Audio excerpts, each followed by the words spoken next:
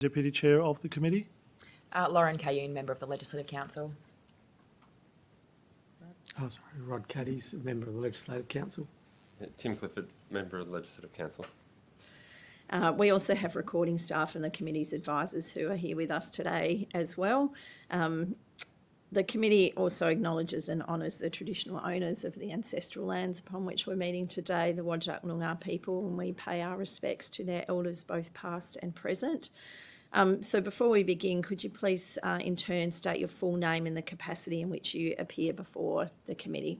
Thank you, Chair. Colin John Blanche, the Police Commissioner. Thank you. Commander Lawrence Penea, in charge of Firearms Reform. Thank you. Acting Inspector Paul Matthew McCourt, Firearm Reform Division. Thank you. And could you introduce yourself? I appreciate you're not giving evidence. That's my but staff officer, Tony Valletta. Great, thank you. So we now require, again, each of you in turn to take either the oath or the affirmation, which is there in front of you. I swear by Almighty God that the evidence I will give before this committee will be the truth, the whole truth, and nothing but the truth. I sincerely declare and affirm that the evidence I will give before this committee will be the truth, the whole truth, and nothing but the truth. Thank you. I sincerely declare and affirm that the evidence I will give before this committee will be the truth, the whole truth, and nothing but the truth. Thank you. And you would have each signed a document entitled Information for Witnesses. Can you just, again, in turn, confirm that you have read and understood that document? I confirm that I've read and understood the document. Thank you. I also confirm that I've read and understood the document. Thank you. And I confirm and read the document and understand it. Thank you. So these proceedings are being recorded by Hansard, and a transcript of your evidence will be provided to you after the hearing. Please note that this broadcast will also be available for viewing online after this hearing, so please advise the committee if you object to the broadcast being made available in this way. No. All right.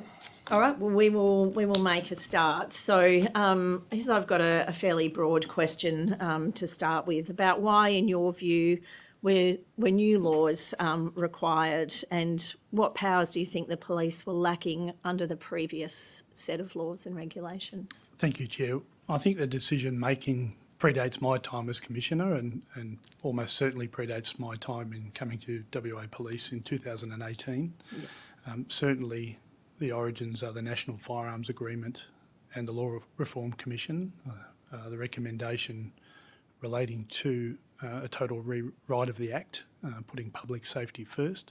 That's clearly our understanding of the origins of that, which we would support as police. I think they are very clearly outlined in both the National Firearms Agreement and the Law Reform Commission. In relation to the second part of the question about what elements we think we would achieve under the new Act, I think firearms, and some of your witnesses have already said it, have come a long way since 1973, their capability and types and range, the way they are used. But certainly from a policing perspective, we want to make sure our police officers have the right tools available to them to make decisions about public safety, primarily around family violence and taking quick actions.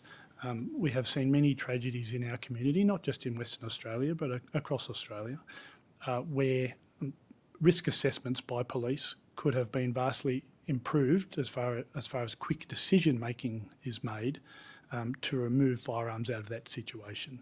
Again, you've had a number of witnesses that have already outlined the risk of firearms present in homes where there is family violence. And for me as Commissioner, I wanted to make sure that there was opportunities for our police officers to get the risk assessment right and take action as soon as possible. Okay. Thank you. Rod? Now it's been said that the Act's caused a great deal of paperwork for police officers and taking them away from their primary duty of fighting crime and that. What would you say to that? Most of the transition team is not police officers. They are contractors that have been brought in to assist us with the transition, particularly around the portal. Whilst the transition into the new Act is a burden on policing, certainly from a administrative perspective of getting everyone on the portal through the transition over this next 12 months or since March till now, it is designed to in fact reduce the administrative burden of regulating firearms in our community by having that digital system. And going on from that with the portal, I have a few questions regarding that. There have been a number of complaints, everyone's aware of that. And the Auditor General last year reported that the portal will not be due ready for October next year. So noting that, was it the case that the portal was just not ready by 31st of March this year? No, and in fact, can I first acknowledge the extreme frustration felt by many. I think we are the first to acknowledge that the early portal first release had significant challenges between my ID and the portal itself in rationalising the names to make sure that they were the correct persons who were logging in. That has a lot to do with security of the system itself, to make sure that the right people who are giving firearms licences are in fact the people who they say they are, and meeting those ID challenges was quite difficult. The date was always set to be that date for the first tranche release because that is the date of the commencement of the Act. We certainly worked very hard with our firearms community, who, can I again reinforce, have been extremely overwhelmingly sensible and helpful, understandably frustrating for them. But when we have contacted them and walked them through those processes as we fixed certainly bugs in the system, it has vastly improved today, where now we see thousands of people on the system and working through that transition. And you mentioned the Commonwealth. Was it My ID the main source of the issues between the two systems? So the challenges of the portal have been two main areas. One is the alignment of identity held by the Commonwealth and identity held by the state. And the best way I can describe that is going back years, people were able to get driver licences in Western Australia under shortened names, no middle name, just an initial rather than a full name. They may have anglicised an ethnic name. They may have done a range of things, but under their passport and birth certificate, it was their original name. So when we tried to align the two names, essentially it didn't work. So that was the first thing that we had to resolve, and that was the one that probably caused the greatest amount of frustration for all of our good firearm owners here in WA. The second one is a very similar part to that, is the landgate data and people's properties. Again, historical data, different versions, the way of collecting over many, many years. We had to align all of the property-based data with what we had in the portal. And again, as much as it created significant frustration for our firearm owners here in WA, we wanted to make sure it was right, because I think once we can get the data correct and we're confident that is your ID, you have a genuine need, you're a fit and proper person, we know the land that you either want to provide hunting permissions to or that you want to shoot on, at least we've got it all settled in a digital system, and it will be ready for the National Firearms Register in its most accurate form, because I think that is important. As people in the future move around the country, at least we know the data we're providing to the National Firearms Register is correct. And I'm pleased to say we're probably one of the most advanced states when it comes to having a digital system ready to feed into the National Firearms Register, and many others are not, and they're still on their paper system, which has been identified as a significant risk to the safety of the community, but also even just participating in the National Firearms Register. And the site mentions an alternative to My ID. Can you explain that? Yeah. So the law requires that we have a different alternative process to the use of My ID. So people can go into a police station or Australia Post for a government check of using 100-point identification, and that will give them then access into the firearms portal through engagement with the firearms team. And can the new paper application be printed off? No, there is no paper application. The only way in the future and currently to abide by the Firearms Act of 2024 is to have your licence record within the firearms portal. There's no paper-based version of that. No worries. Rod?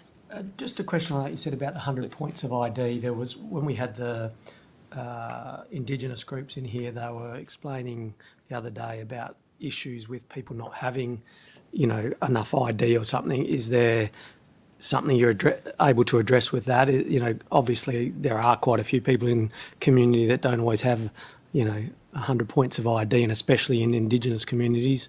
Is there a way around that? Have you looked at ways to combating that? I might ask my colleagues if they've had that question come up. Yes, we have. Thank you for the question. We will work with those native title organisations or those communities to do the much the same way Department of Transport do when they have their day in to those communities to help people out with those identification issues. We will do the same, and we'll do that through the local station to make sure that they're properly identified. Right, thanks. Just still on the portal, do you think some of the challenges are really about a transition, and do you expect that once we're kind of past that transition phase of, you know, significant changes and it settles into more of a business as usual, that the issues with the portal will also settle down?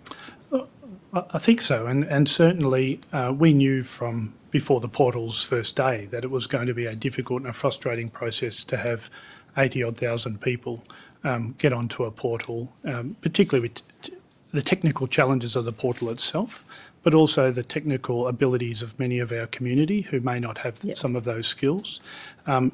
Again, I have great sympathy for people trying to get onto government-based systems to get through a process, but I think from a public safety perspective, and particularly the discussions we've had around the National Firearms Register, this is an important step forward for our community.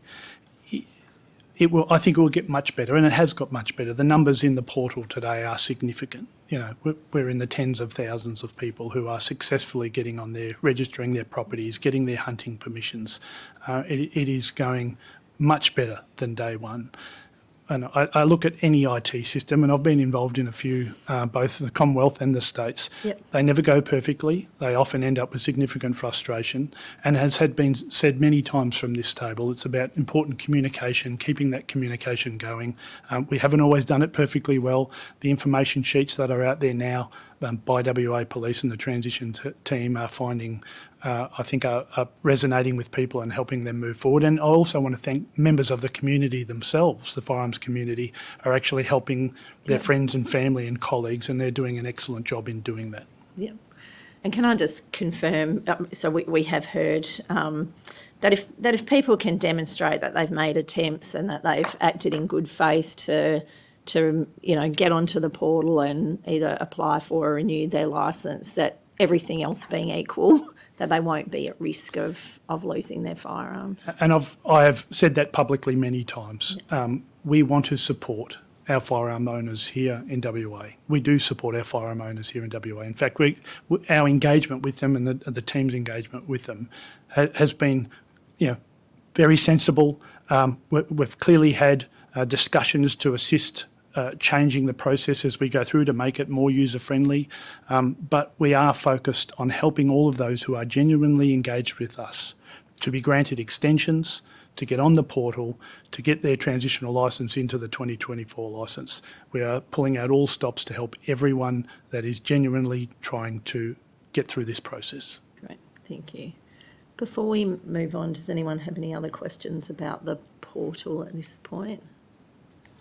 No. Lauren, you've got a question about regional. Yeah, thank you. We've heard from some of the people who've appeared as witnesses in relation to regional areas that they would be appreciative of WAPOL's assistance with applications through local police stations in the same way that it sort of used to happen. And I wonder if you think that would be a possibility and what role you think those local police stations can play. Thank you. I think the first answer I would say is that we will help them with their 100-point identification where my ID is not applicable to them. We are very mindful about the consistency of advice, and perhaps you've already heard from witnesses that said even calling the firearms transition has led to some differences of advice. Giving it to a local police station, in my view, would be counterproductive for a couple of reasons. One is police shouldn't be in their police station. They should be driving around doing policing, which I am a strong advocate for. That doesn't mean they don't have a role in the community about talking to them about what we are doing from a firearms regulation perspective. But I think specifically to helping them on the portal, that's what the transition team is there for. Those phone calls, you can call in and there will be people there to help you. Now, again, given the early volumes, people felt frustration because they couldn't get through immediately, but those volumes are being addressed. We did put more people on, so I think there is just a phone call away, and most, if not all, of our phone calls are being answered within a reasonable time frame at the moment. That's the first port where you're going to get the most effort and assistance to get through that portal. Thank you. Tom? Yeah, Chair, I might cover a few of the items just on the question of numbers. And firstly, thank you guys for all that you do in helping to keep the community safe. I think as a parent, if any of my children had volunteered to go in the force, I'd live every day with trepidation. So thank you that you always put yourselves on the line. I understand our job is to interrogate here for outcomes. We keep getting a lot of information about numbers, restrictions. People allege that they're arbitrary. They give examples. For example, they're a sporting shooter, but they're also a farmer, but they're also hunting. And again, these restrictions on numbers on land, numbers of licences, regardless of how large the land is, and if there's lots of titles. So there's a bit there, but numbers seem to be coming up, and they keep getting thought of as arbitrary by a lot of people. So, thank you. And obviously, the numerical limits imposed are written into the Act, a decision by government to put numerical limits. Again, I think there's been a number of debates in both the upper and lower house about the reason for that, around public safety, to limit stockpiling, to reduce the number of guns in community. I think that's a divisive within the firearms community conversation. Some people do not fundamentally believe that should be the case. I would point out in relation to individual licences or hunting licences, I think that only affects around 7% of total licence holders who had previously over 5 guns. So 93% of firearm owners were not affected by those numerical limits in relation to the limit of 5. I think there was remembering that firearm owners represent 3% of the community, and the government clearly has an obligation to seek feedback from 100% of the community, the other 97 odd %. And I think that was strong feedback from those community interest groups who said we would like to see this as well. So I think, again, they are decisions made as a result of the Law Reform Commission, as a result of the National Firearm Agreement, as a result of feedback from the totality of the community as to why numerical limits were imposed. Again, as far as the numbers, we're talking about only 7% affected for the hunter licence, so 93% of those firearm owners were not affected. Good. And are you minded to think there is any solution for those for those people? Well, I think the understanding of the Act is about genuine need. The decision that has been made by the Act's introduction is that they can't see a reason for a genuine need above 5 for a hunter.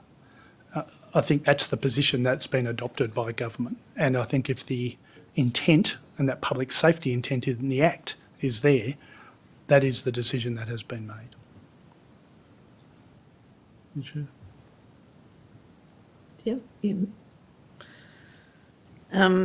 So the Act, excuse me, also brought in restrictions on the number of property letters allowed per parcel of land. So where could we find the original list of allowed numbers, and again, why were the restrictions brought in, and how were those numbers reached, and what, if anything, has changed since the legislation was passed? So the number of hunting permissions is something that I am able to consider. Yep. And I know the Commander may want to say something in addition to this, but the feedback very strongly from sporting shooters and others, the industry basically come forward and said it's a little bit complicated by having land sizes, the number of firearms you can give out hunting permissions to. The feedback was pretty strong. Can we make it a little bit simpler? And we then changed to 15 for everyone. Now 15 for all properties that would be registered far exceed the number of licensed firearm owners in WA, so there is more than enough hunting permissions that are able to be given out by landholders for people to get their licences. I think what you've seen there is us listening to those consultation rounds and making changes that better suit our firearm owners in WA. But I don't know if you want to say any more. No, that was pretty much it. So the original list, I think I can find and share with the committee. I think it started at 5, 7, 10, 15 in a scale of property sizes up. And the Commissioner is correct in that the feedback we got from our working groups and others was that it was confusing. And I think anecdotally, a lot of landowners that would have fallen in the category of 5, for example, were holding on to those hunting permissions just in case family came or I've got a close friend. So we saw that people were getting very concerned that they weren't going to be able to get a hunting permission. So through consultation, we decided, given that the average under the old system was about 4 per property owner, that making it at the upper limit of 15 for everyone meant that that sort of grief would go away for everyone, and it has to a big degree. Okay. Yeah, so I was going to ask what Yeah. feedback have you had about that change? The feedback has been very positive Yeah. in that it allows the landowner to make a decision based on what they want to be able to do without the fear of a limit. Yep. Okay.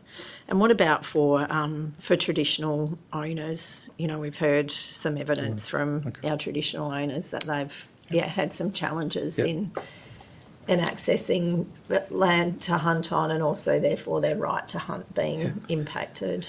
So under the old Act, under the 1973 Act, traditional hunting was a recognised genuine need, genuine reason. So Aboriginal persons were able to get a firearms licence based on their traditional hunting.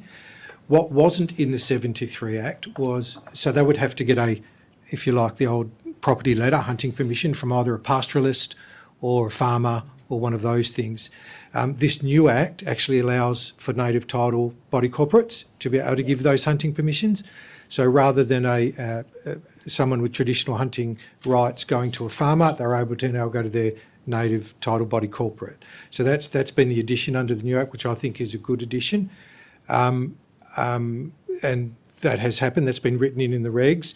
We're now broadening that, as you know, because it didn't quite cover land use agreements, which is a different thing again. Yeah. So that's going to be included as well. But as a policy decision, that's already been happening anyway. Okay. So, and because it's native title, because you can't stop the traditional rights of hunting, that limit of 15 for a native title body corporate doesn't apply. If the person applying for the hunting permission is a member of that native title group, they can have their hunting permission. They still have to meet the rest of the requirements Sure. of getting a firearms Yeah. licence, but in terms of the hunting permission, it's there. It's there. All right. Thank you. Did you have another question on that? Along the lines of the some of the issues raised by TOs, yeah. Yeah. Okay. We've heard some complaints that traditional owner groups didn't feel that they had been adequately consulted through the sort of construction of the Act. So I wonder if you could give some background on that and perhaps talk about the consultation that has happened since and any changes as a result of that. We did consult early, so we consulted early through our own Aboriginal Affairs division within the agency, which had the contacts out there in community to do that. I think we focused very much on traditional hunting being a genuine need, genuine reason, and the second part of it, as I said, the native title group being able to give out hunting permissions was the bit that lacked a bit more clarity. But the native title and the way it works is a very complicated bit of legislation, very, very complicated. I think we've come a long way to addressing most of that. There's still work, so we're still meeting with native title groups now. I think Mr McCourt met with some just last week on more stuff to do in that space. But we're more than happy to work with those groups to make it as easy as possible. It gets complicated, if I may say so, where native title exists but pastoral leases then exist within it. So there's all those sort of little issues to work through to make sure that we comprehensively cover that issue. Did you want to add anything? Yeah, sorry, just through that consultation, we've got 44 native title body corporates registered on the system, and they've issued over 1,300 hunting permissions so far. Okay. So that's All a right. Thank you. smooth, easy process. Yep, that's helpful. We go on to Okay, number 9 so, now. yeah, Rod has some questions about calibre and, Yeah, there was different feedback we got. Well, I got. I know of about the calibre of firearms and how that was. There was different people saying are approved or not approved on same size lands and different things. Was there? How did the calibres come about, and who decides that on what calibre can be used on what properties and what sizes? Yeah, so thanks for the question. So there's an information sheet available online now, available to the public, which describes, and we've put into tiers, so the different calibres of firearms for the different sizes of property. Things that are taken into account are the firearms that you need for, the appropriate humane destruction of animals. All that's taken into account. As Sorry, well, lost my as well as train of thought. topography. Yeah, if I may. topography. Yeah. But Section 40 of the Act talks about the capability of a firearm. So, of course, if you've got a small property, if say there's a big hill in the middle, you might have a more appropriate reason to use a more high-powered firearm on that property. But if it was flat and there's a school or a road, then, of course, that firearm's probably not appropriate. That information is now available. Had some good feedback as well from...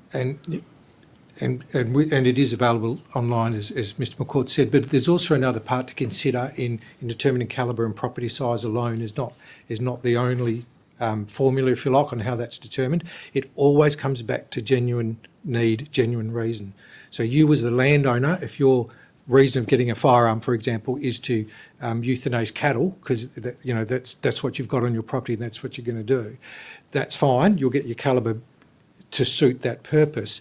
If you're going to allow a hunting permission for someone to come on and you say it is to shoot foxes on your property, then they'll get a calibre suitable for that purpose. But if you're going to allow them to come on and euthanize your cattle, then they will also get the bigger calibre. So it does always come back to the genuine reason you are needing that firearm. Okay, and obviously there's a bit of science involved in the calibre of the properties. Who is the person that is doing that? It's just something that got brought up, so that's why I'm asking the question about the skill set of that person. So who is making that decision? Is it an expert in ballistics and stuff? Yep, so it is the Commissioner's delegated authority through Licensing Enforcement Division, so through my staff at Licensing Enforcement, and it was also done with our consultative working group, which has got the Sporting Shooters Association, firearms dealers, primary producers on the board as well. No, I mean the individual properties you're saying, because obviously topography and all that. Yeah. It might be the same size, but it's different. A different property. One's really hilly and one's flat. Who makes that decision? Is there an expert deciding? Because obviously you said that's how it's decided on. Is there an actual expert in the police force that is looking at each one and saying, oh, this one has hills, this one doesn't, but it's the same? There's a team rather than a single expert. There is a team of people that I have. Yeah. Yeah. And that's what I mean. They've got the people in that team. You've got experts in that. Yeah. It's just a question I'm asking. Not. Yeah. Okay. So that's it's a good. team. I'm trying to think of the name of the team, Paul. So we have a compliance team. We have a team that does property registration as well. Yeah. So that focuses solely on the issue of properties Okay. versus calibre. do you want to move on to the yeah, it's recreational licence? Recreational licences were permitted under the Act 1973 Act, but don't exist now, and they've been replaced by hunting licences. What was the reason for that? Again, a decision by government to only focus on hunting licences and then competition or sporting within ranges as the two classes that sit outside of a recreational. That was a decision made. It's the decision made by government, and that's what we're. So putting just in place. government, no real reason for it. They just decided. Well, that. no. I'm just. That's just the question. No, Sorry, I'm not having a go. For No, that. no. I'm saying I don't participate in those discussions Yeah. early on. As I said, they're formed over many years, but the classes that were asked for is something that we then work with government on, making sure we operationalise those licence types, and they were the ones that were specified as being ones that we moved forward. Again, my team may have been in broader discussions as far as formulating that, but certainly that was the decision that was made. And I think the Commissioner is right. I think recreational was split into two, one for hunting, one for competition or club shooting. Okay, so would you, as the police organisation, would you oppose the idea of having a recreational? Because obviously hunting and sporting is different, and I can use a personal example, but I never, there was plenty of times with all my nephews, nieces, and on the farms we used to just shoot tin cans all the time. That's recreational. That's not hunting or sporting. So there's a lot of people in society that's what they do. They shoot tin cans, so that's not really, doesn't fit either of them. Is there I think thing that you would oppose? Certainly I have to be mindful as a police force and the regulator. That question to me is more of one of public policy about what the community expects people to be doing with their firearms, and the framing of the legislation in such a way, which it was, that excluded that category. Now, I think that's a broader public discussion. Our job, clearly in this space as the regulator, is to take that public policy set by the government of the day and operationalise it. There is probably a large range of where people are comfortable with the risk of numbers of firearms, of all the health checks, of the storage requirements. We've heard many witnesses here say, I want it here, I want it here, I want it here. Ultimately, decision makers had to step forward and say, this is what our expectation is. Our job as police is to make sure we enforce those regulations, but also assist government with operationalising them as best we possibly can, and that's essentially what we've been doing. And are you aware of people who have been denied a licence on the basis that they don't fit either of those categories, whereas they might have fit a recreational licence category before? Has it resulted in a significant number of people not being able to obtain a licence? It's changed options for those who need a firearms licence. Obviously, you have to either know someone who has a property that is fit to shoot for the purposes of hunting, or you want to join a club and use your firearm as part of those club activities. The options are still there for people to take, but it has removed that recreational part to that element. We've got a number of questions, I think, in relation to the whole health side of it. So we've heard from doctors. The Royal College of GPs said they'd sent a survey out. They got 1,300 responses. Approximately 80% said they just won't engage in this. Then you've had a lot of people say, you may have heard some of the other hearings saying that they think it causes, counterintuitively, it causes more mental health challenges for people, especially those that are denied their capacity to earn a living. One example we heard last week was from someone who had done jail time, nothing related to violence, but for an unrelated crime. We've heard from the police union themselves saying that they might lose their jobs because they've done something unrelated to their police duties, but they disqualify themselves. Do you think that so it's really two parts, and maybe I'll take it in its parts, Commissioner, sorry. One is about where you think we're going on the mental health front with this, and secondly, if there's a solution to the problem GPs seem to be facing on this matter. Thank you, and I think it's genuinely a wicked problem that has been posed, because I think we would all agree that we want to make sure that firearms are in the hands of people who are healthy, particularly who are mentally well. We have seen tragedies in our community and others where mental illness has resulted in significant tragedies. But I also acknowledge that we don't ever want to have a stigma around people seeking help for their mental health issues. I think it's about open communication and clear communication about when that period comes, because I know some witnesses expressed, I'm not feeling good today. Well, that would not be, and again, I'm not a doctor, but this is about a proper professional assessment. Again, the decision was made to have mandatory health assessments, and then we engaged a consultation group with medical professionals to design the process. Police didn't design the process. We had medical professionals work with us to design that process. I think it is one that is evidenced by a medical procedure and a process, rather than us just saying, well, we think that person is not fit. We want advice from medical practitioners. The challenges that you have pointed out about medical practitioners willing to participate in that process, I think will change over time. There are certainly a number of them that are out there who are doing these checks for licensed firearm owners. We have only mandated them at this stage for the first year for those over 80 years old, and for new firearm owners, people who are acquiring a new licence. And we have staggered out the existing firearm owners to reduce the burden on GPs in doing those mental health checks.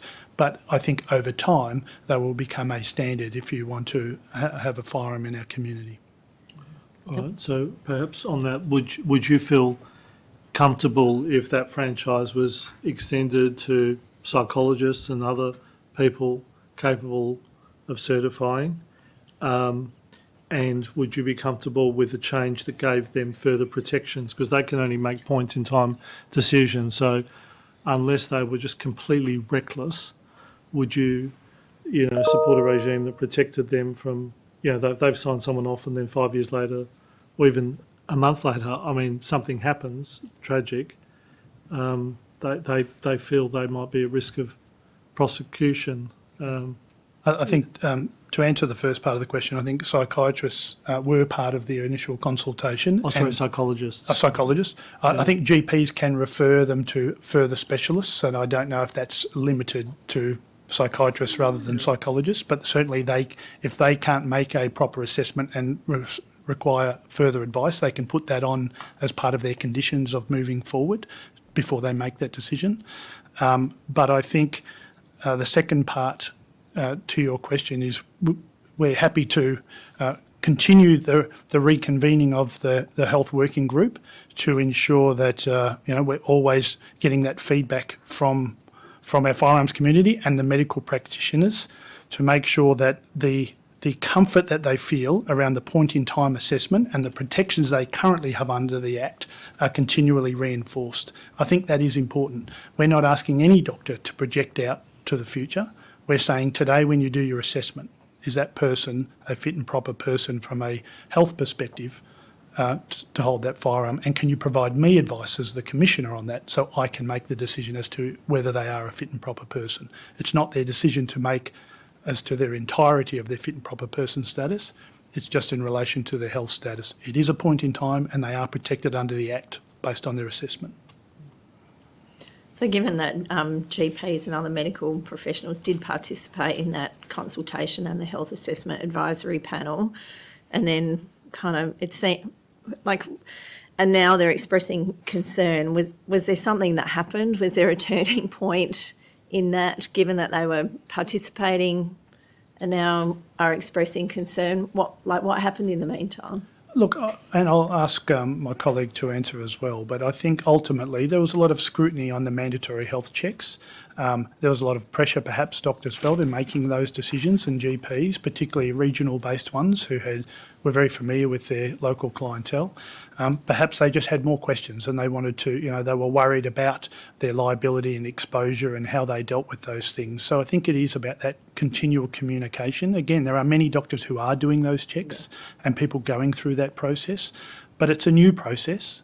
It's new to doctors. I think we heard some evidence here saying they're happy to take someone's driver licence away from them because they know about driver licences, but they're a little bit unsettling on firearms licence because they don't know about firearms. So I think it's just that continual consultation as we move forward to get people comfortable with the process. Yeah. Did you have anything to No, add? no, I'd agree with that. I think it was about timing. I think the Royal College were involved in our working group and signed off on the guidelines at the very end. But I think the implementation date came up very, very quickly, and I think it just caught them a little bit by surprise, and they may think that there's more work that needs to be done, and we're happy to be involved in doing that work. Okay. So just to confirm, you would be open to reconvening that advisory panel? Absolutely, and I think the consultation on a new act like this that affects 80-odd thousand people, our job is to continue that communication, not just with medical practitioners in that working group, but industry bodies as well. As I said earlier on, the associations have been very sensible. We've worked closely with them. Many of the witnesses that are given evidence here over the last few weeks have been very cooperative, working with us, and we want to be as flexible as possible with the authorities that I have as the commissioner, the regulator, to support them through this process. Thank you. Lauren? Just switching subjects, I have a couple of questions about the gun amnesty and the buyback scheme. So firstly, under the gun amnesty, I wonder if you could update the committee on the number of firearms that have been handed back since the 31st of March? 644. 644, excellent. And to the buyback scheme, how many firearms were bought? What's the value of those firearms? And would you give us some information on how you think that scheme operated, was implemented, how that's gone? So the buyback, which are 5 buybacks, totalling 66,315 firearms as of the 12th of September, so it's a little bit dated now, by a week or so. I have the breakdown of the 5 if you need it. Do you have the value of how much we've paid out? We can get that for you. It's about 12 million. Yeah. I would say demonstrating that nearly 70,000 firearms have been handed back in by our community. I think that's a good thing for the safety of our community. It was very clearly stated as part of the debate into this act that less guns in the community will be safer for our community. And I know people may disagree with that statement, but the National Firearms Agreement was very clear on that. And I think we must look to the research that came out of that did, in black and white, say less guns is better for the safety of a community. Just want to ask a few questions to do with sporting stuff, because we had the sporting guys in, the shooters and that, and there was just a few things, and I'll ask them one at a time, but like the 5-year licence supervision overseeing youth, and it's obviously of good intent why you would bring that in, but some of the things that were brought up were, for instance, someone might have a licence and then not shoot for 5 years, so actually wouldn't have the experience or knowledge, whereas someone could be there 6 months every day being a sporting shooter and has been signed off by one of them was a coach of firearms here for national guys. Is that something you would be open to looking at? Because maybe that if they're saying this person is really knowledgeable and they sign off to say they're able to oversee because they've got the... Yeah, I think those positions put forward are sensible. I think that is definitely something that we are working with those associations to determine, where we can make those changes. There may be regulation changes, so it's something that the Minister would clearly have to consider. But we are currently working with the association directly on those issues to see. It sounds like a practical solution. So yes. we're not opposed to those things at all. That's good. Just so I didn't want to, if you're recommending something, but there's actually unintended consequences, I was making sure you were happy with that. And also the first aid officers on site, they were talking about, a lot of people train, go there, and now it'll restrict them from going on their own. They're well experienced. It's a real safe place for them. Is there open to looking at that as well? Yeah? Again, those are the exact conversations we are having with those rangers, because we want people to go to ranges. We want people to be shooting. We want the competition shooters to be there. These are things that we will work with the association experts to give them the best chance of making the range safe, but also allowing them to go there when they need to be there. So I think all of those things are currently in discussion, and I hope we can make some good progress on those. Oh, thanks. Just to provide, I guess, a bit of context to why they came about, the new laws having the measures about parental permission or even parental presence being required for young people to use firearms. Was there any particular incident that brought those about? Obviously, the community was quite shocked in 2023 when there was the Atlantis Baptist College in Yanchep by a 15-year-old. those are the things that often trigger community safety concerns by community about young people having access to firearms.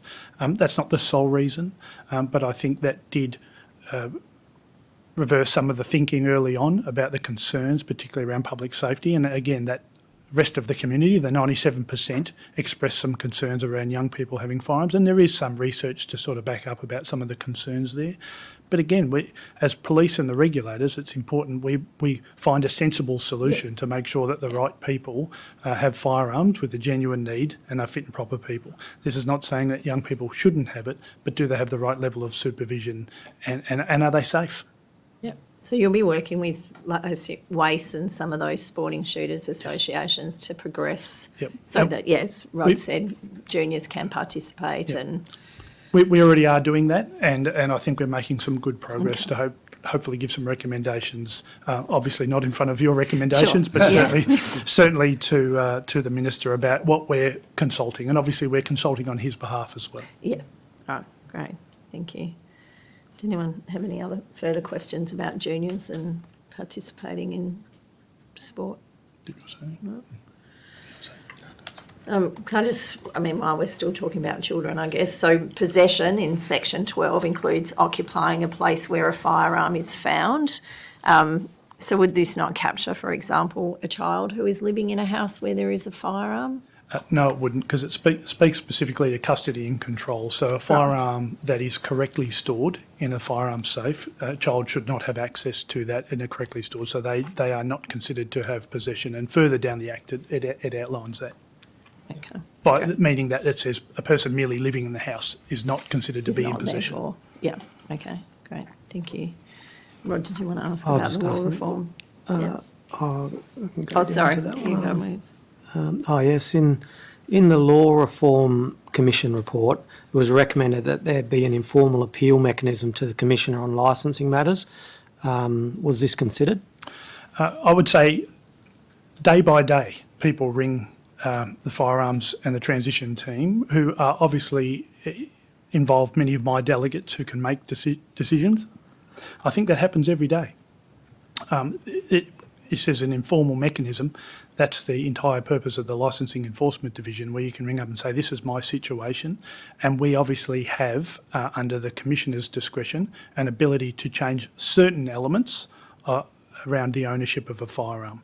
And we've already spoken about a few of those. And it may be on a case-by-case basis. I think this is where a lot of the lack of understanding of different situations creates confusion for many, because person A might have a very different situation than person B, and they will say, this happened to me, so it should happen to everyone else. But there are certain circumstances, and that's really the daily business post this transition of the Licensing Enforcement Division and the team, to be a place where they can come and say, this is my situation, how can I work within the laws and your discretion, Commissioner?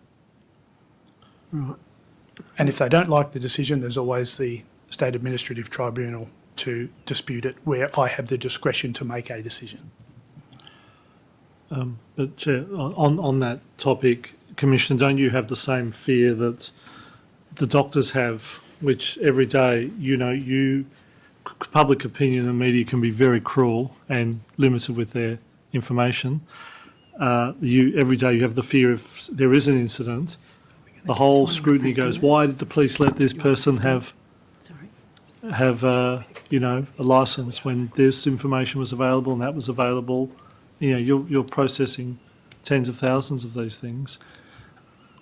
I think, again, it's a wicked problem of policing. I have 7,000 police out there every day who make dynamic decisions on the spot about the risk of the situation they are in. And we don't always get decisions right, and which, become very public as far as policing failures. But I think it's the job we signed up for. It's the job that we step forward for, and we make decisions. Just like me as the Commissioner, I know what I'm up for. I do the very best I can for our community to keep them as safe as possible, knowing that something tragic could happen tomorrow. We've got to make sure our systems and our processes, particularly in operationalising the laws set by Parliament, I think this is the key part. Our job is to operationalise laws and regulations the best way possible, the most streamlined way possible, because at the end of that stream is a 20-year-old police constable making decisions on the ground. And it comes from a very complex discussion into regulations, into the Commissioner's instructions, into a night shift and a police officer making a decision. Communication, clarity of message is really key part of that process. So Rod has some, I can- No, you go. related questions around exemptions, and then we'll go, Yeah, and then you'll... In the Exemptions Act, Section 17 of the Act, an employee of the department is included. Why is that necessary? Thank you. We have logistics, I suppose, of handing in firearms during a buyback or being engaged in any process that we need for handling and or storage. Often involves public servants or police staff that are not sworn police officers to be able to fulfil the logistics of dealing with firearms on a daily basis. And regarding them exemptions, why was it felt necessary to include the regulation-making power to make further exemptions? And who do you have in mind, and why couldn't these just be included in the Act? We don't have anyone in mind, but it does give the flexibility to government, whether there's a new department, a new category of person, a new authorising body in the future. It's about future-proofing, so you don't have to change the Act. The Minister can make the change in the regulations to approve someone to have that role. But that's not, it's a future-proof clause. No particular people in mind. Not from police. That's good. Tim? Okay, so the Aboriginal Legal Service has complained that WAPOL is cancelling licences without giving the person affected an opportunity to make submissions under Section 194 of the Act. What would you say to that? I think there's two sections under that element of fit and proper person. One is a must, and I think it's 192, where it says I must do something. If I think they're not, if I've formed the opinion that they are not a fit and proper person, I must take action. 194 says may, and I haven't formed the opinion, but I'm not quite sure. I might have a piece of information that says something's not right, but I'm not sure what. Under 194, I then afford them the opportunity to respond to me and say, this is the information that you've been given, and this is why. And then I may not find them a fit and proper person, or I may find them a fit and proper person based on that response. But in the 192, which is, I think they've confused the two, when I've formed the decision, I'm taking the guns and then making a decision after that. That may involve engaging with them, but the guns are coming out first, so we can ensure safety in that first instance.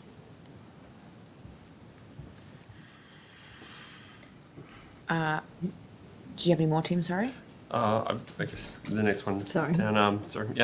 DBCA also told us that the amended regulations may be in train to rectify a shortfall in Regulation 34A concerning who is an authorised person for land. Can you tell us what the new regulation will allow and how is that progressing? Do you know that? So, Commander Panay spoke about it earlier. That's the Indigenous land use agreements. Yep. So the drafting instructions have already been done for that, and they were with the Minister prior to the committee doing the review, but they've since been on hold. But as a policy decision, we've, accept them. Okay. No worries.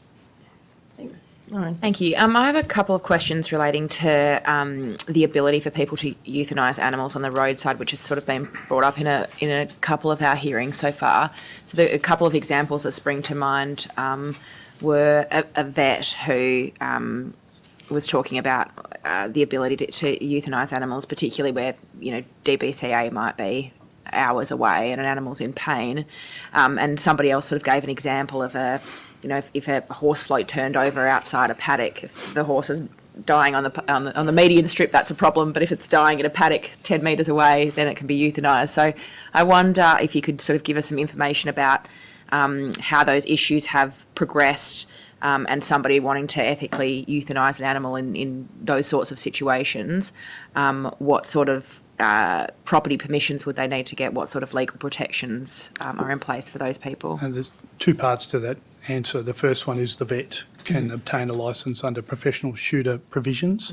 I think perhaps there's a little bit of misunderstanding, which we'll communicate to the relevant association for the veterinary individuals, because it says professional shooter, but they would be considered as someone who can lawfully euthanise animals, and they will get a licence under that category. Okay. So that's probably something we have to communicate. Poorly named, probably. Yeah. They don't see themselves as a professional as a shooter. professional They are a shooter. professional Who shooter. are shooting. Yeah. The second one in relation to euthanising animals once they've seen them injured, the law is unchanged from the 1973 Act, so there's actually no difference other than the penalty for not having a lawful excuse to do so. I think that strong feedback that we have received, and I've listened to some witnesses here, we are open to briefing and advising the Minister that perhaps there needs to be defences written into that code to give that level of comfort for people who are taking that action, because there's still significant safety principles. We're not talking about people carrying around guns looking for injured animals. This is someone who does come across it with it to take that action. The law is unchanged, but because of the significant increase in penalties, perhaps a very clear defence to taking that action will give people more comfort in taking that action. Excellent. Commissioner, we spoke with the Centre for Women's Safety and Wellbeing about, obviously the homicides related to family and domestic violence using firearms. They're the ones we hear about. They make the front page for a few days. How else are firearms used in family and domestic violence?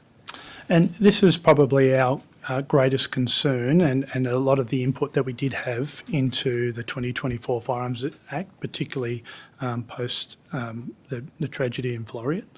And that was, we know that firearms are used in a coercive and control situation. And I haven't made that up myself. That has clearly come from industry groups and representatives and those with lived experience in family violence who give me very clear advice about what is happening inside of homes, and people particularly that have gone through that themselves. And Dr. Alison Evans has certainly been someone who's provided me directly clear advice on this.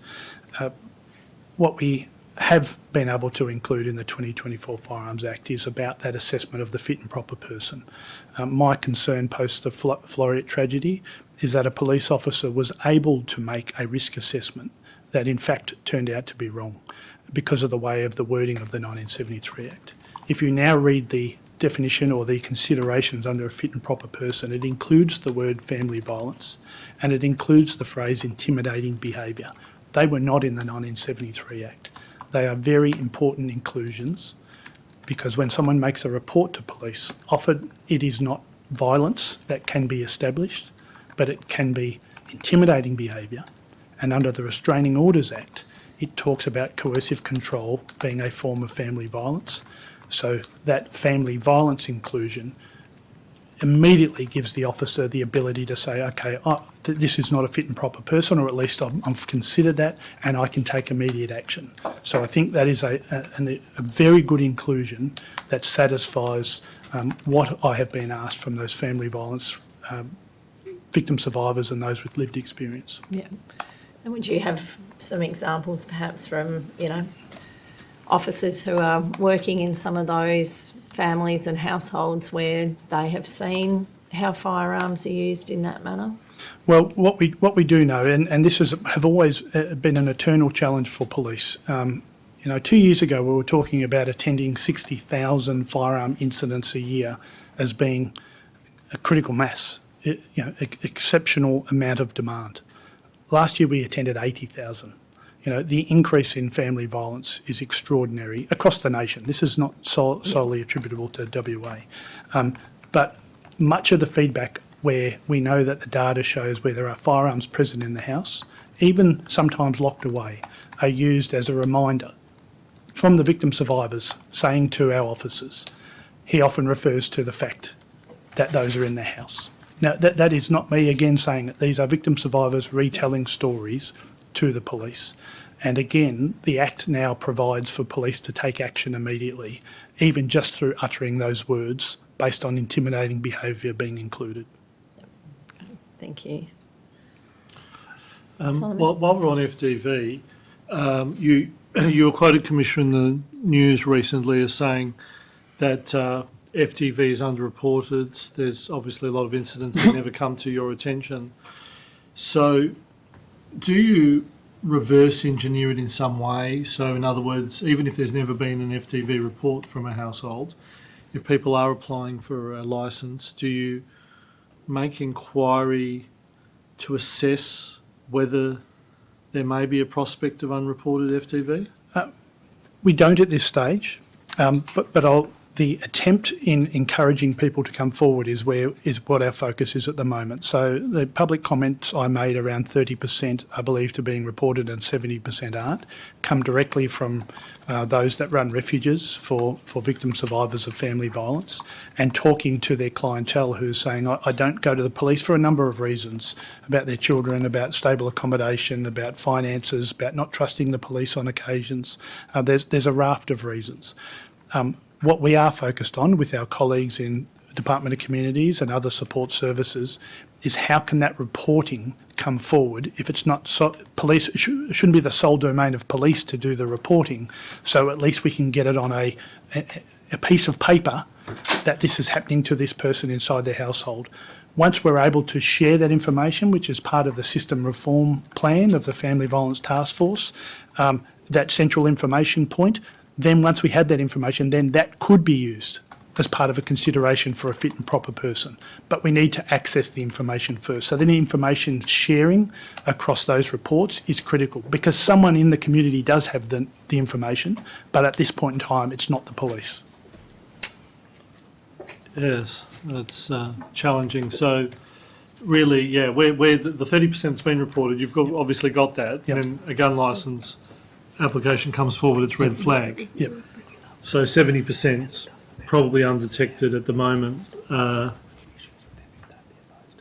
Obviously, encouraging it to come forward might get that number from 30 to some better number, 35, 40, I don't know, but The system, we're still going to leave. the system reform plan for the Family Violence Task Force, which is being funded for the central information point, it's called the SIP, is aiming to achieve exactly that, and that is to have that other information that has not been reported to police kept somewhere.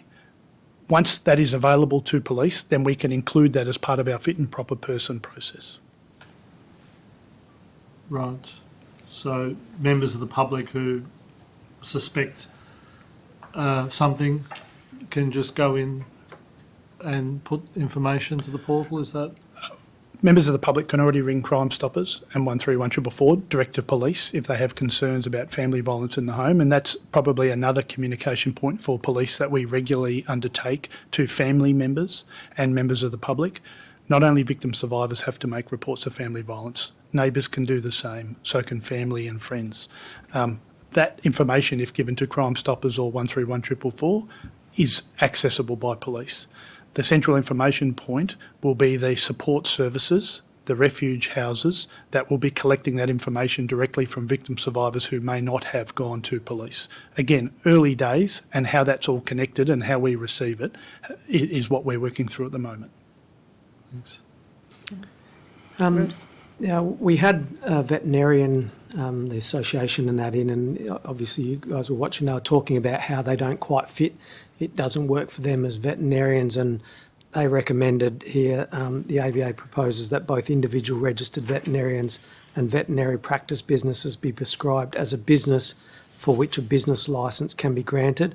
Also that veterinarians holding such a licence be permitted to use firearms from the appropriate categories for the euthanasia of animals without specific restriction on places that they may be used. Now, is that something that the police would oppose in? Yeah, professional shooter is the way that they can already do that. It's just not named that well, so it's about us communicating to veterinarians that they can achieve it under that provision. Right. And is there a plan for that? Yes, we'll comms to work as happen? part of the working groups. We'll Okay. reach directly out to them and put an information sheet on our website. Yeah. Okay. So, Rod, did you have a follow-up? No, that was, I just wanted to check that was okay if we were going to do it.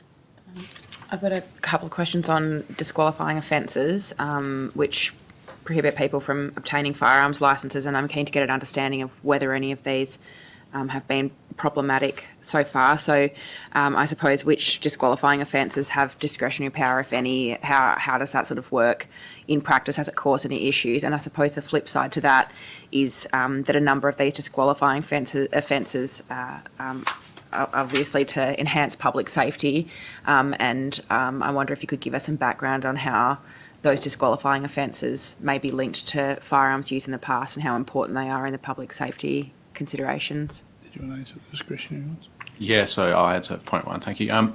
So there is no discretion, what disqualifying offence or order or being a member of an organisation.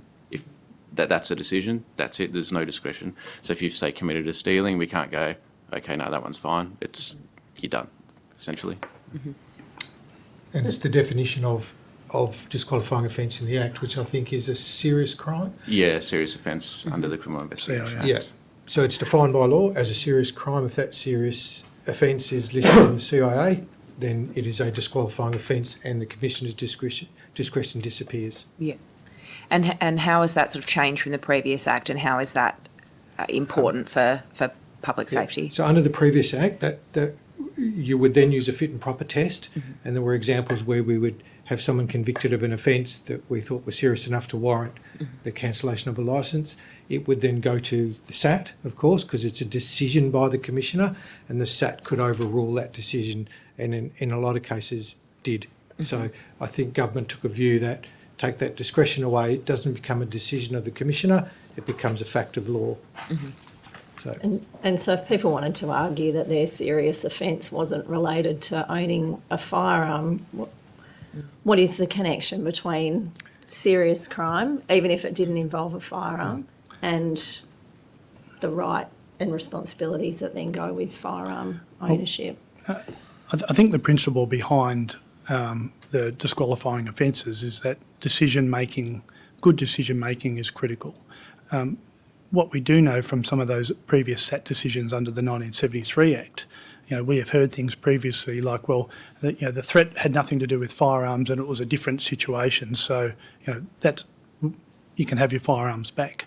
I think the government looked at that, got its feedback from the community, again, particularly family violence victims, and said it's actually about decision making and bad decision making that has resulted in you committing an offence. It doesn't have to be specifically related to the use of the firearm, but maybe you're a person who can't make good decisions based on your criminal history.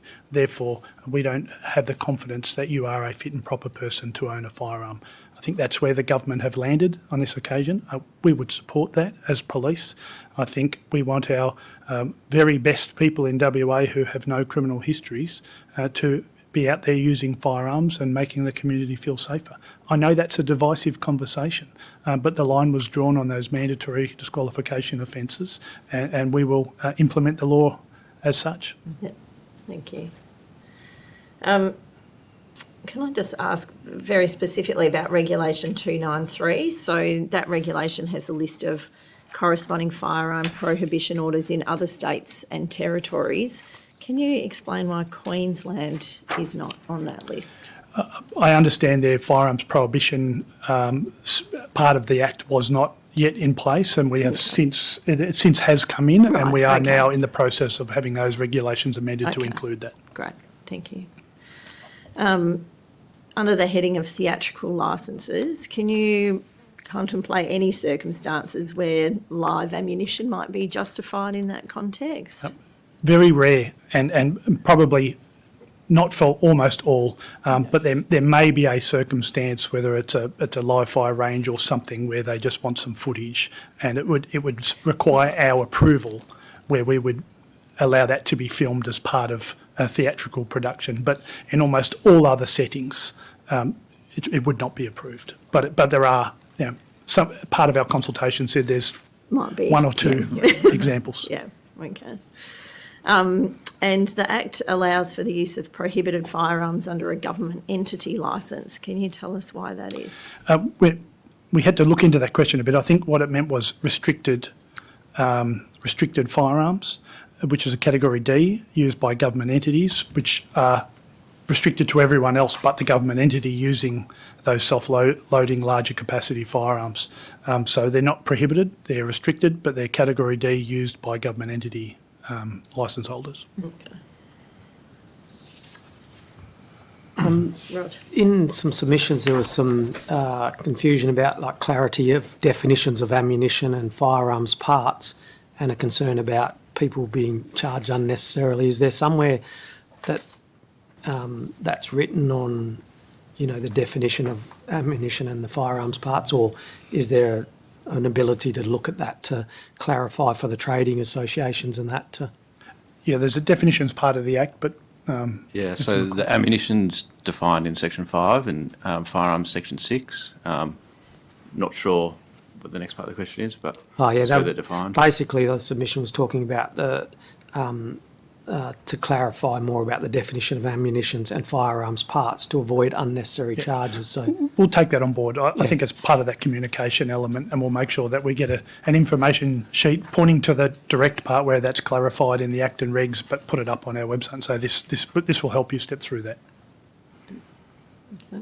Tim? Simon? I think, are you happy that the core's been covered? Otherwise, I'll just stick with. Yep, you ask your question. And, Yeah. What's one of the things that was raised, and it's a bit out there, but that there's antique firearms collectors, people who just hold them for historic value. You know, they collect guns as their hobby, and they don't feel there's suggestion that they shouldn't be included in people's restrictions. What do you say to that? There's obviously a collector's licence, but people can also always render their firearm inoperable, and it no longer becomes a requirement to have a licence. They can just keep it. So that's one option for people, particularly if it's someone's firearm that they're never going to use and they're not, sentimental value to them, they can make it inoperable. But people that want to keep them operable, and they are antiques and special, then they will have to apply for a collector's licence. Yes, okay. And you covered the vets. One of the other recommendations that came in from a submission, although you seem to be pushing for a national, working in with more of a national code anyway. Is that so? One of the points that's been made is our laws are stricter than other states. So some people saying they like national alignment, but at the same time they say, they support WA being stricter than other states. So I think the National Firearms Agreement said exactly that, is that states are welcome to make their laws stricter than the National Firearms Agreement baseline, which is what the WA government has chosen to do. What we are advocating for is a digital portal firearms system that feeds into the National Firearms Register. Now, that can look at the differences of laws across the country, but it really is just a record of who has what gun, who has what ammunition, and where is it moving to. So we don't fall into that Wieambilla trap where guns are moving from New South Wales to Queensland without the knowledge of the respective regulators. It's about that visibility of guns as they move around Australia, and or licence holders and or ammunition. And would that require legislative or regulatory change from our side? No, so we've already met with the Police Ministers' Council, has had a meeting, and we've received some funding from the Commonwealth to help us connect directly to the National Firearms Register. Again, we are ahead of the curve on this because of our firearms portal, and it's really just about the provisioning of information that we have the visibility of our lawful firearm owners and their guns registered here in Western Australia. And if we see them move to other parts of the states, you can also see that occurring at your end. The issue for other states at the moment is that some states haven't even gone out to tender or just recently to even start their digital system. So there's a bit of a lag in other states. So given some of the issues that we've clearly identified with the portal, if we were to move to that kind of, as we make the move towards that national kind of digital system, what would be some of the key learnings that you would take from the implementation of the digital portal for setting up a system such as that? Look, there was always a time frame. The challenge with a firearms portal is that the law changed on a date and we went to the 2024 Firearms Act. So we needed to do it. I acknowledge and have strong sympathy for those trying to access systems that weren't perfect at the start. It certainly was not perfect. Having been involved in many introductions and observed systems being implemented, particularly in the law enforcement context, not only in Australia but around the world, there's always those periods of pain. Yeah. We're only 6 to 9 months or 6 months in from when this happened. I know people won't feel this way, but we're actually doing pretty good. And I look at things like, Windows 10, Microsoft, it's $1 billion product with 250 bug fixes. No one ever gets systems right. And I think most of the criticism was where was our communication? Communication should be better. I run an organisation of 10,000 people and it's hard to communicate across different ages and different locations. And now I've got 80,000 people that need that clarity of information and they want to absorb it a different way. We're always working closely with the associations. I think you asked what are our lessons. Always be better at communication. Communicate, and be as transparent as we possibly can. That is sometimes difficult in the lead up to the commencement of the Act because government had the authority at that time to debate the laws. They had the decision to change whatever they wanted, and we can't definitively say this is what the law is going to be right up until that law is put into place. And so that was always difficult for us in talking to our consultative groups because they'd say, well, what's the limit? We'll say, well, they're still debating it, so we can't give you the answer. And that never went down well with firearm owners. Yeah. Okay. Sorry, on the sort of communication, I'm wondering we've got a lot of feedback from people that things like the fact sheets that I think have probably been published in the last couple of months in particular have been really helpful in helping them to sort of understand the legislation because it's obviously challenging for people to pick up the Act and read and interpret that themselves. I wonder which or what communication you think still needs to be enhanced. Are there particular groups that are overrepresented in the questions and concerns that are being fed through to you that you think we still need to go some way to communicating to? I'll let Laurie answer in a minute because he does most of the consultation, which I know he loves doing. The challenge is we get a lot of feedback and saying, well, I know the most about topic X.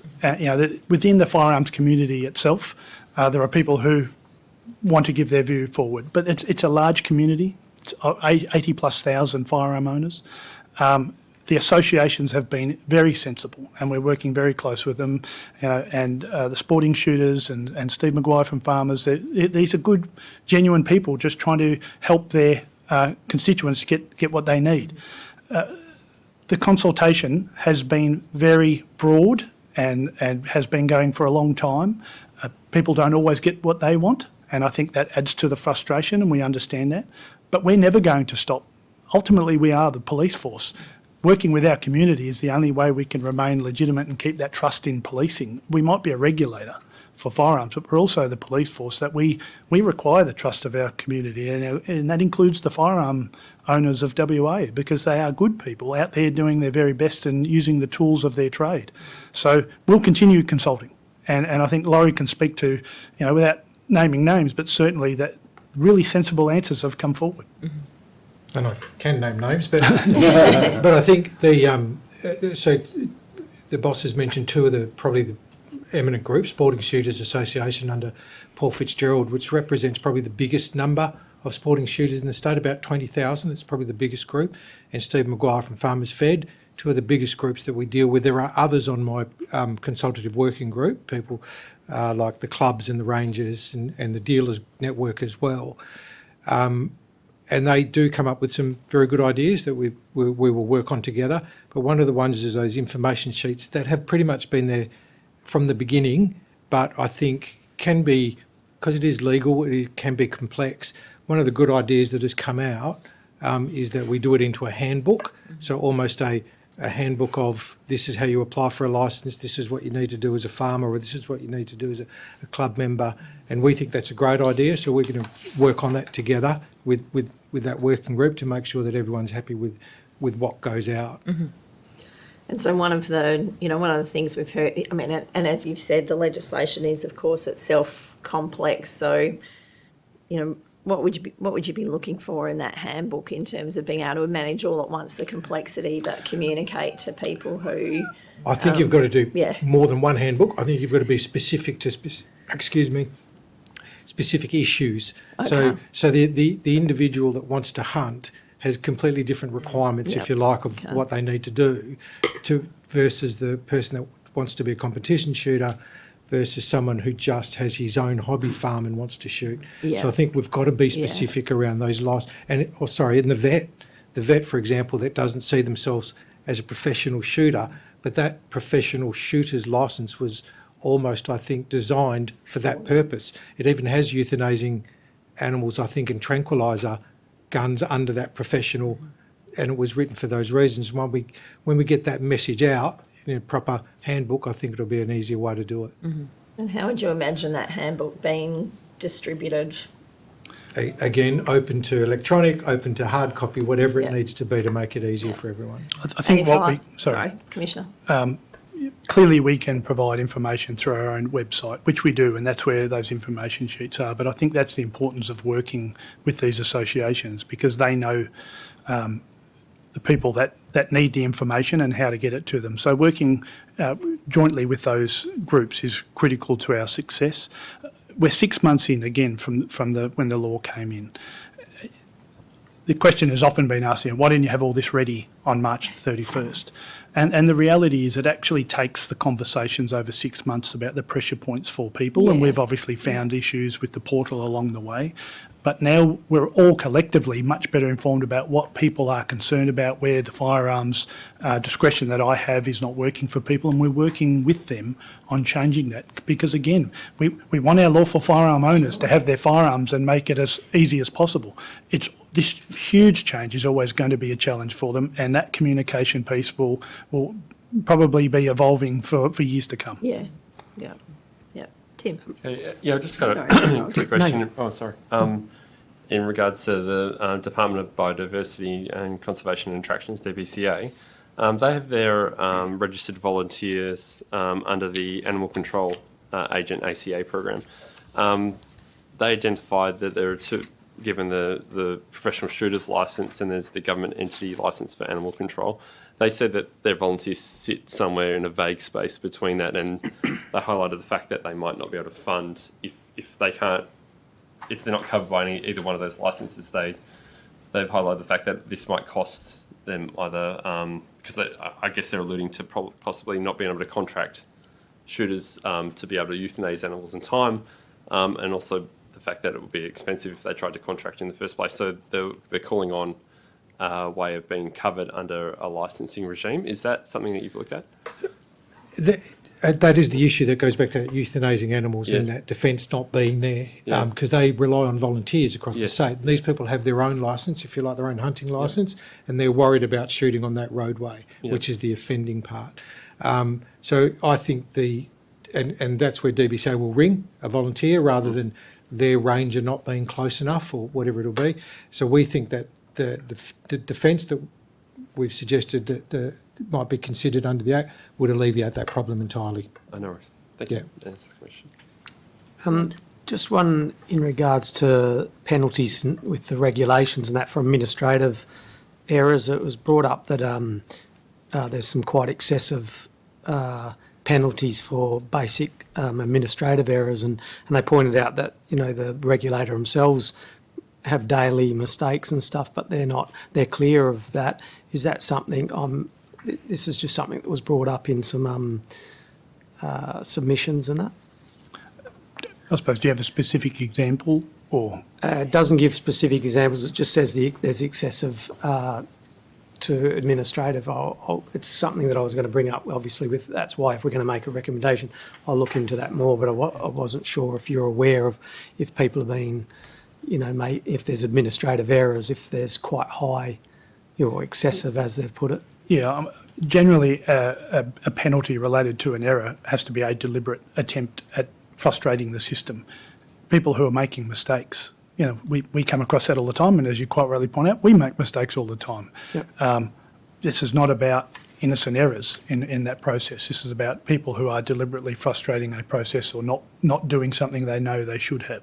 I think that's a very clear delineation. But if you have specific examples of where that's not the case, I'd be happy to take a referral. Okay, thank you. Chair, I just want to come back to this point, and it was a very powerful point you made about saying if we've got evidence that people don't exercise good judgment, it doesn't matter whether it's a violent or firearms offence.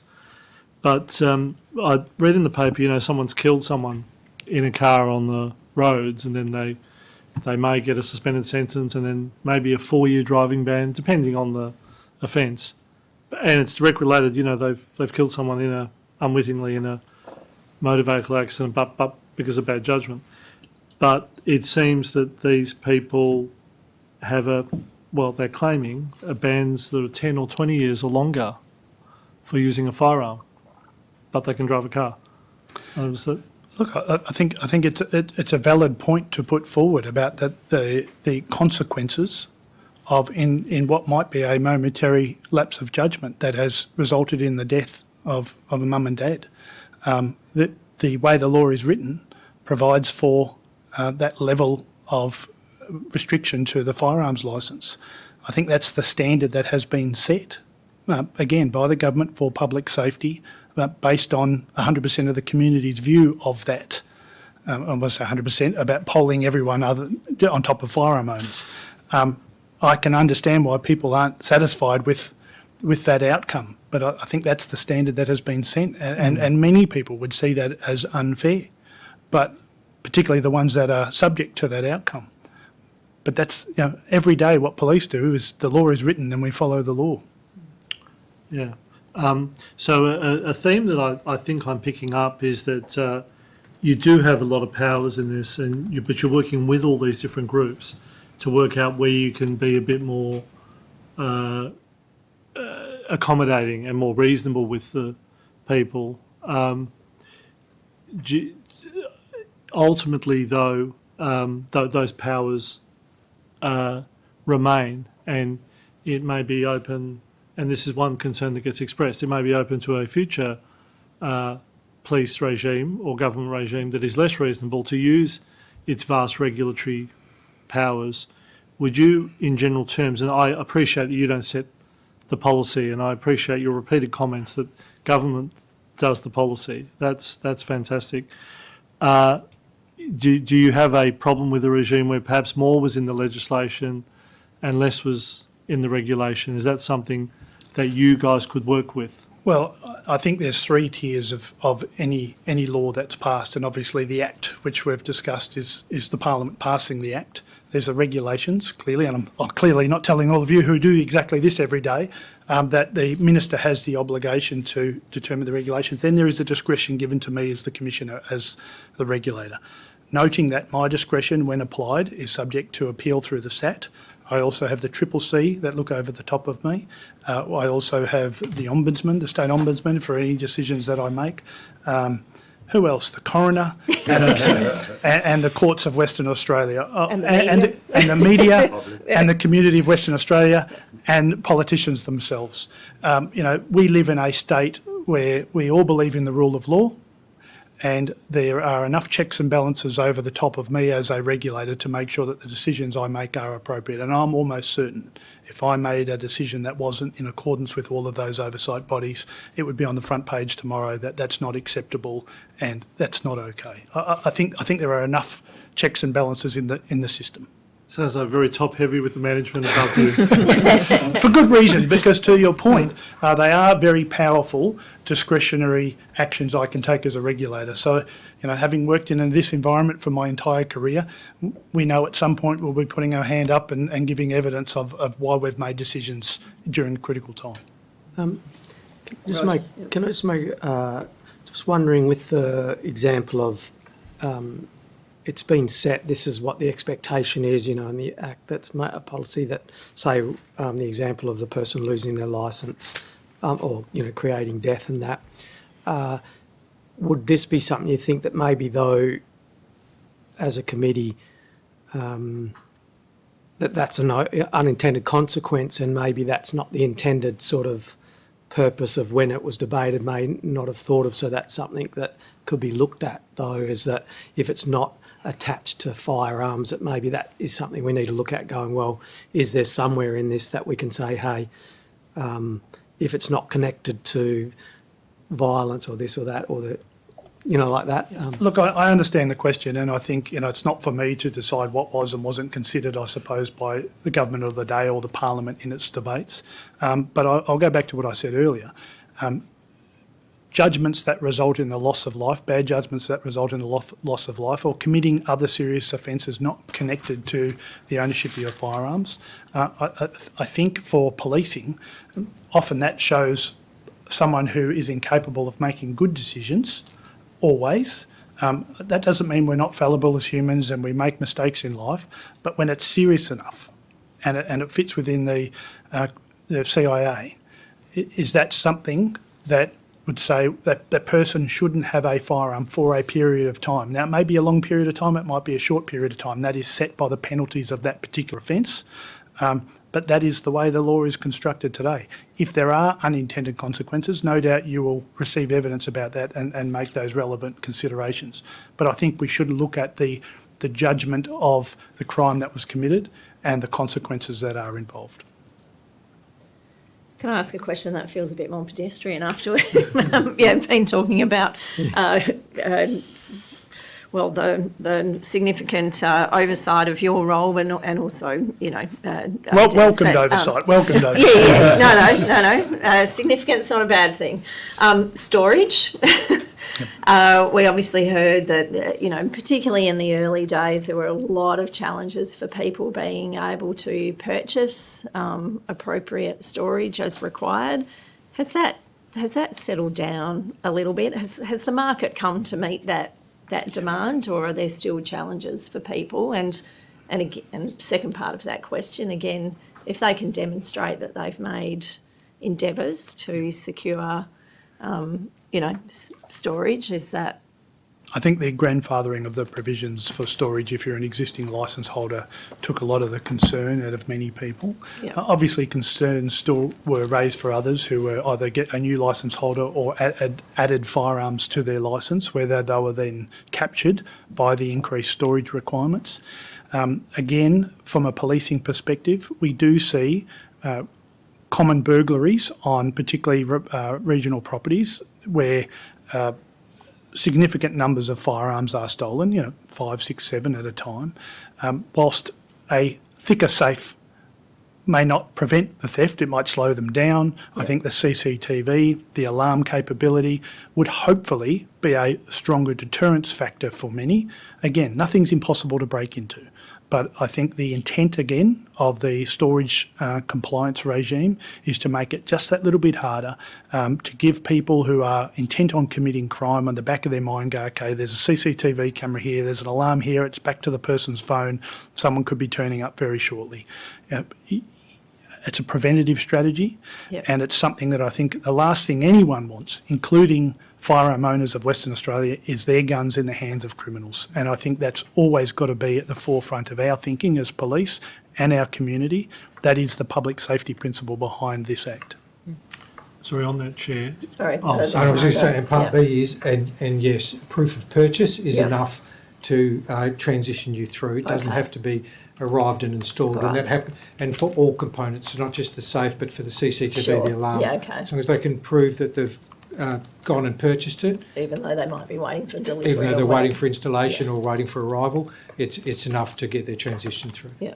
Okay. So did you have a follow-up question? Yeah, I was just going to ask. Do you have any statistics on when you're saying because people are breaking in and cutting them safes open? Do the police have the stats on how many have been? I can get you statistics, which I won't have right here now, about the theft of firearms. Some of the challenge is in the summary of the incident. It might say, sadly, not everyone stores their firearms correctly, as you know.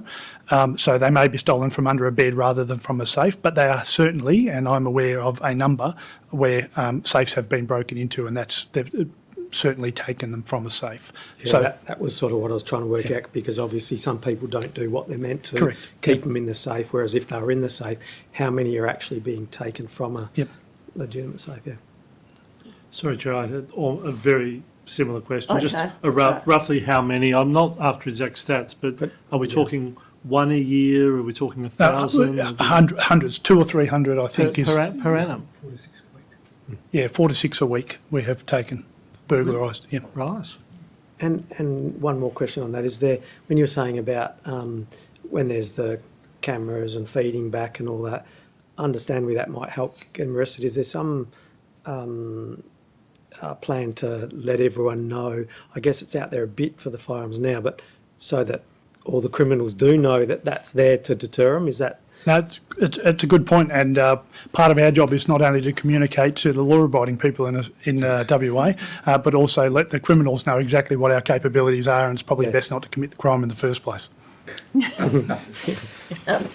Lauren has a new topic. Well, return to a previous topic around some of the sort of confusion and misinformation in the, I think, probably the earlier stages of implementation, more so than currently, but it is sort of clear in some of the discussions that we've had with other witnesses that there was a lot of misinformation, and perhaps some of that at least was because people were going to different sources of information as the sort of source of truth, things like Facebook pages from different shooting associations or groups, and I wonder what role you think that has played in some of that misinformation circulating, and whether it's your view that we're sort of coming to the tail end of that now. I think firstly it's understandable that in the early days everyone had a thirst for information and sought anything they could, particularly social media. My sense has always been that the majority of firearm owners in Western Australia are good people just trying to get on with it, wanted their guns, get their licence over and done with. There were sadly a small number of antagonists that were really causing issue for many about how the oppressive overlord was coming to steal everyone's guns for total control. I mean, that's literally madness. And we have put a monumental effort in working with particularly those associations who have that broad reach about this is what the law says, here's our information sheets. Now, please call us, and in the early days that was hard to do given the volumes, but I think it's settling down because now you can make that phone call. The information sheets are there. The associations are pointing firearm owners to the right direction, to the right piece of information. I think it is a drastic improvement from those early days where it was hard to find the right information. And we've got a lot to play in that as well, because the laws came in, the laws were settled, and now we had to get a portal up, get the information out. It wasn't perfect, and I'm the first to say it wasn't perfect, but the team did their very best. They're a good team of good people trying their hardest, and I think, within 6 short months we're in a pretty good space.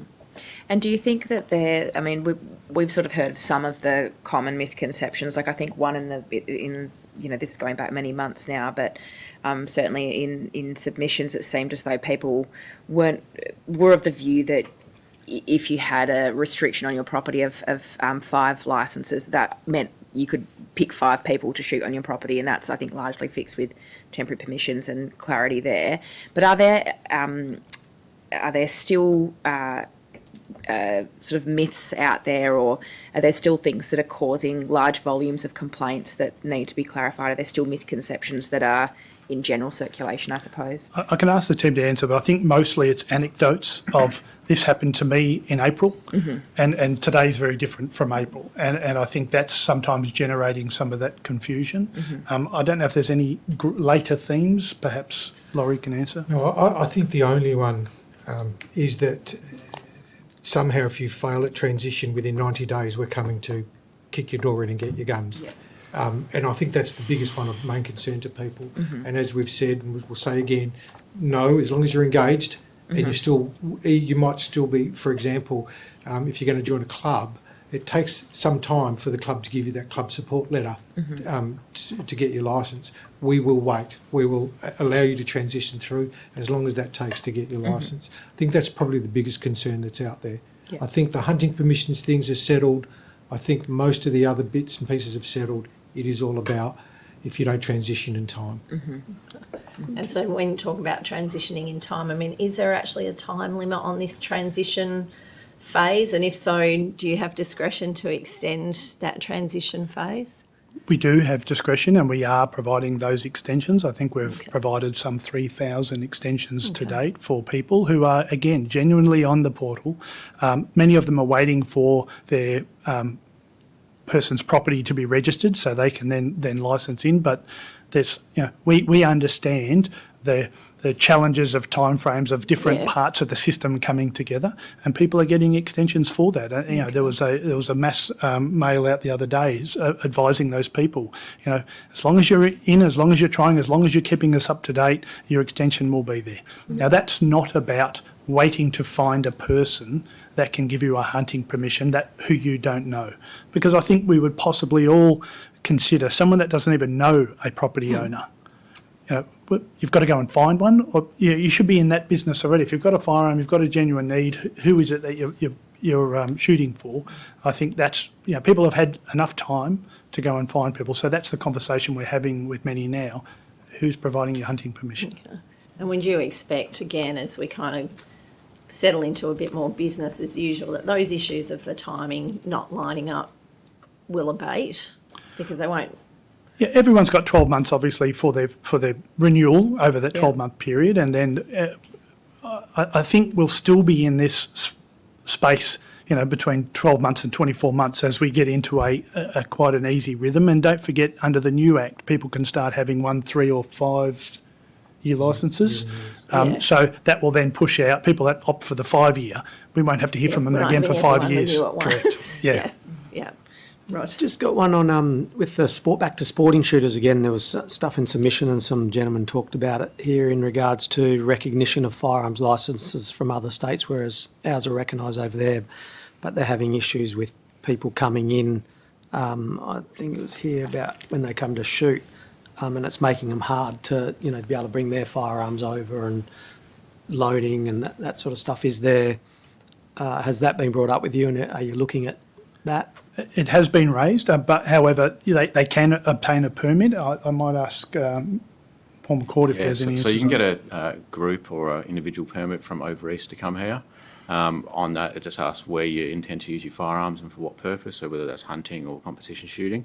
And it allows you to essentially do what you can do with your licence in your home state in Western Australia. So it's not an issue that I'm aware of. But if you have specific questions in relation to that aren't working, again, refer that to us and we'll engage with them. What would be the lead-in time to getting those kinds of permissions? At the moment, it's 14 days.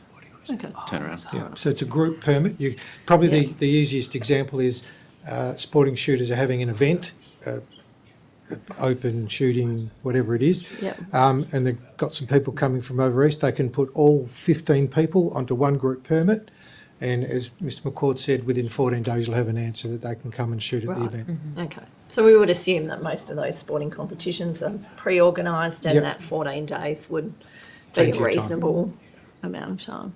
Yeah. Okay. So there was some feedback that WAPOL was taking some precipitate actions ahead of 31 March when the legislation actually came into force. And we are aware that the Act provided for some things to be carried out before commencement, but can you respond to that? Towards the introduction of the 2024 Act, I, as the regulator, particularly looked at some family violence concerns and other uses of firearms in our community against others. And my discretion as a fit and proper person test can change over time and did change. We received some advice where we included letters to people about questioning their fit and proper person status, and that would be cancelling their firearms licence. That letter included a reference to the 2024 Act, and whilst the Act was in action, the regulations had not yet set the disqualifying period. So we had further advice, which then sent a second letter out and removed that reference to the 24 Act and still took the same action under the 73 Act, which I had the discretion to be able to do. That obviously created some concern from people that we were acting prior to the 24 Act, but in fact, our decision was made under the 1973 Act. Okay. And so there was mention in submissions of a SAT case that went against you on that precipitate action. Could you describe that for us, please? I believe that was actually unrelated to those specific letters. However, Okay. it was a case that was put forward under, again, both the 1973 Act and the 2024 Act was used by the council on the day as a reason for the actions taken. The SAT determined that both didn't apply. Yeah, my discretion was wrong on that occasion, which is not uncommon in the SAT, Yep. and dismissed our application. Okay, all right, thank you. Just noting the time. Tim, do you have any last questions? All covered? No? Rod? No. No, I was just looking at this one, but no. No, that's right. I'll come back to you. Yeah, have some thinking time. Lauren, any last? No, I'm good, Simon.